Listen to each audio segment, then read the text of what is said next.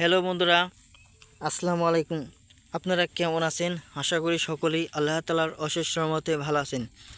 তো আজকে আমি আপনাদেরকে আলোচনা করব আপনারা কিভাবে মিষ্টি কুমড়ো চাষ করে নেবেন আপনাদের জমিতে কিংবা বাড়িতে।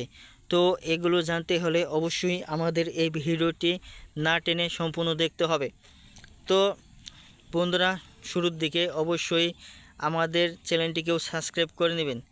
তো আর দেরি না করে মূল ভিডিওটির দিকে ফিরে যাওয়া হোক। তো এই মিষ্টি কুমড়ো চাষাবাদ করতে চাইলে অবশ্যই বন্ধুরা ভালো উন্নত জাতের এবং কি যে জাতটি নাকি বন্ধুরা বড় বড় মিষ্টি কুমড়া আসে সেই উন্নত বীজগুলো আপনাদেরকে সংগ্রহ করে নিতে হবে। সংগ্রহ করার পর বন্ধুরা কি করবেন, সেই বীজগুলো আপনারা আপনাদের জমিতে ঝাড় আকারে তো যে স্থানে রোপণ করবেন সেই স্থানটিকে মাটি দিয়ে উঁচু করে নেবেন। মাটি দিয়ে উঁচু করে নেওয়ার পর প্রত্যেকটি ঝাড়ে বন্ধুরা আপনারা 6 থেকে 7টি বীজ রোপণ করুন মিষ্টি কুমড়োর।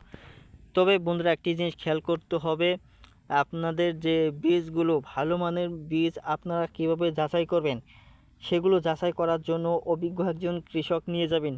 যারা মিষ্টি কুমড়ো চাষাবাদ করে সফলতা অর্জন করেছে তারাই ভালো চিনতে পারবে। তাদের কাছ থেকে সহযোগিতা নেবেন, তাহলেই আপনারা ভালো জাতের মিষ্টি কুমড়ো জমিতে চাষাবাদ করে নিতে পারবেন। ভিডিওটি আপনাদের কাছে কেমন লেগেছে তা কিন্তু অবশ্যই কমেন্টের মাধ্যমে জানিয়ে দেবেন। ধন্যবাদ আপনাদেরকে।